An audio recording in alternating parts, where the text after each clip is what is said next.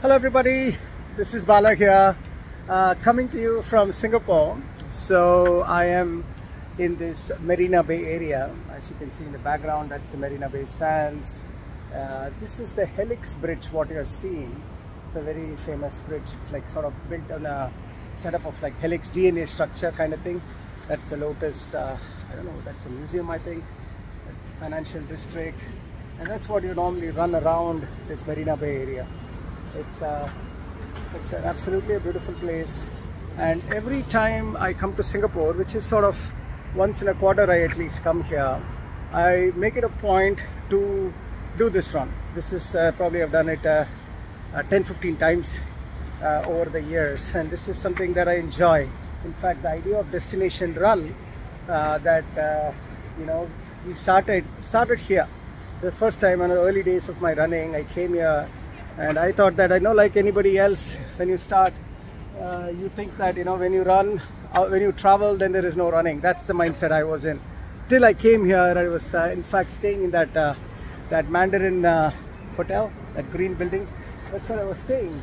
And from my hotel room, I saw this beautiful bay in front of me. And I thought, at least let me walk. And walk became a run. And then I realized this is the most beautiful experience, destination running. Travel should not be the reason why you should stop running, was the thought process that came to me, and I've never stopped. In fact, I look for running in travel. That's the first thing I always try to do, and I hope many of you are doing the same. But I also want to come here and give you the weekend message from here. And I've done this every season, so it's almost a tradition now. So at almost the same location I stand and I give the weekend message, so I didn't want to break the tradition. So here I am recording this on Thursday, but of course I'll release it on the weekend, but wanted to make sure that this moment is captured. So folks, for this weekend, I wanted to talk to you about a very important next step in your running journey, which is control. Controlling the way you run has multiple dimensions, and I want to talk a little bit about that.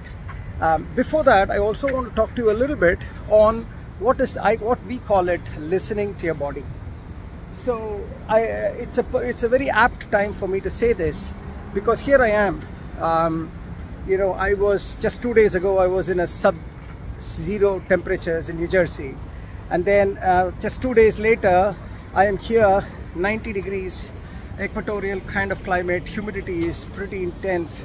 So my body has come here physically, but really my body's mechanisms haven't gotten adapted to this temperature, this humidity. So I got to ensure that I adjust my runs accordingly, otherwise I'll be toast. So that's what I call it, listening to your body. So here I was trying to do a 6-7 mile run, and within my second or third mile I knew that the heat is getting to me, heart rate is going up, I'm just not able to maintain. So instead of pushing, I adjust and adjust my runs to sort of suit the condition, because I need to make sure I listen to my body. That's the idea. So what did I do? First I reduced my CP, which is normally around 10:45, 11 is my CP. Probably reduced it to 12:30, which is almost a good 2.5 minutes reduced speed. Even that was not easy, but I did. Took liberal breaks in between, enjoyed the view. Running is not everything, metrics is not everything. Sometimes views are everything. So there's no point in just running without even looking at the views. Enjoyed the views, took pictures. You know, I even posted some time ago, had an orange juice machine and took great time, had 2 glasses of orange juice machine, just enjoyed life, so to speak. That's what running gives, that me time, spending good time with yourself in a beautiful environment, sometimes natural, sometimes man-made beauties like this. Do that. That's very important, and that's what listening to your body is all about. Running is not everything. Running metrics is not everything.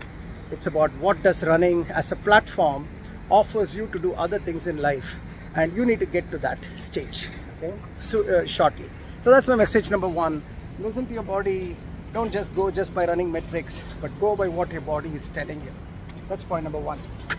Point number 2 is the idea of control. So we have discussed CP quite a bit. Now let us start slowly moving towards the next level of thinking of runs, which is controlling your output of energy. The idea here is, as you run more and more distance, as the distances increases, as I call it, when you get into the long distance range, the long distance range starts off anywhere from 8 miles onwards for half marathoners and maybe 14-15 miles for full marathoners. This is the long distance range. This is when your body is beginning to reach its limits. Glycogen limits, muscle limits, mental limits, all kinds of limits are slowly getting reached. So as you're running these long distances, your goal is not to finish and to run fast, but goal is to make sure that you do not reach that limit before your run distance is over. Because when you reach the limit before your running distance is over, then you won't be able to finish the distance. So the idea here is keep pushing the limit as much as you can. In that way, you are running within yourself and you're able to control, and you are on top of the run. So that's why this idea of control is necessary. So the way I would tell you, control comes in 4 stages. The control of any run, and I'm talking about CP runs here. Control of any run comes in 4 stages. And I would like all of you to go through these stages so that you get better at these control elements.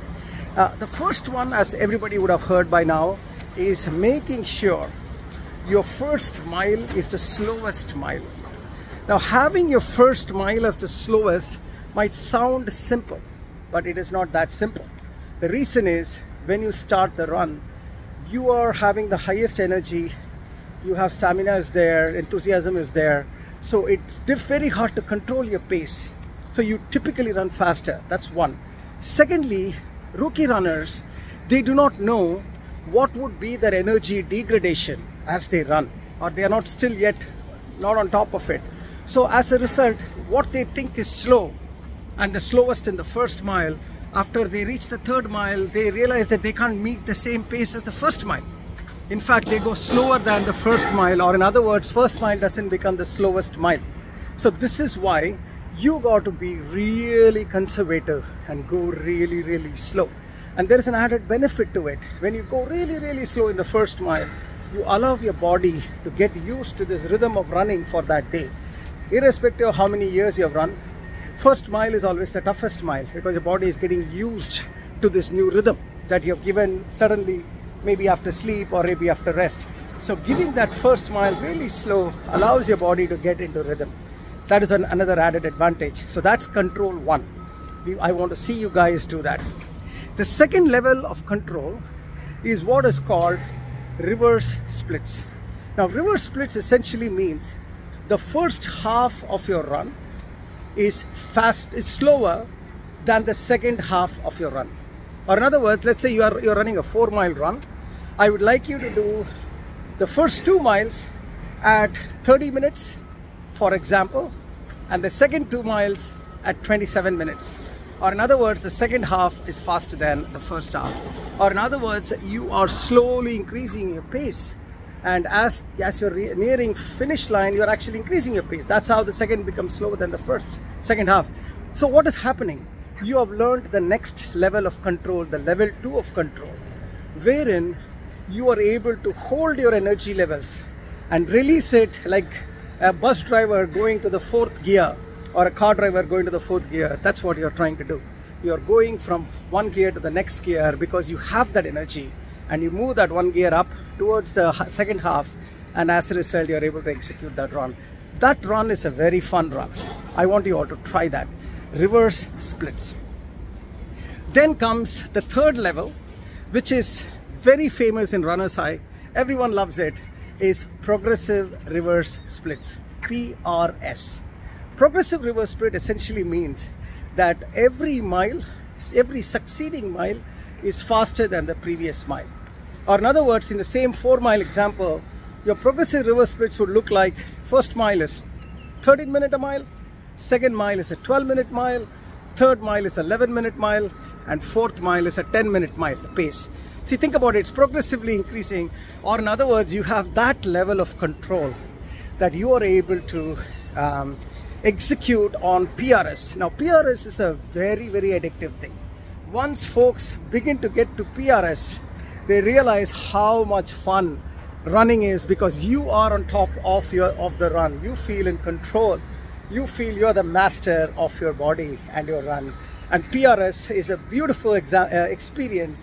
And once people get used to PRS, they don't want to do anything else. Everything they try to shoot for PRS, and they feel sometimes they feel critical on themselves. If they miss a PRS, they feel, oh my God, I missed a PRS, forgetting that they actually got a reverse split or even completed a distance is a big deal. So, but still I want you to try that, level 3.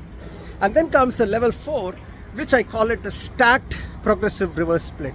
The reason for stacked here is, let's say you're running really long distances, 20 miles.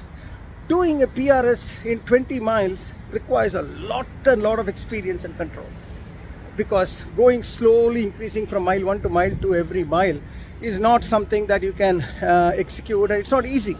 And maybe it's not even required. So what you do is what is called as a stacked progression.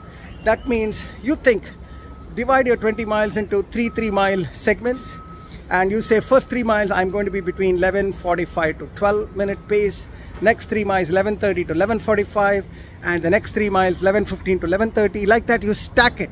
So within each stack, the pacing can be up and down, it's okay, as long as you're within that band.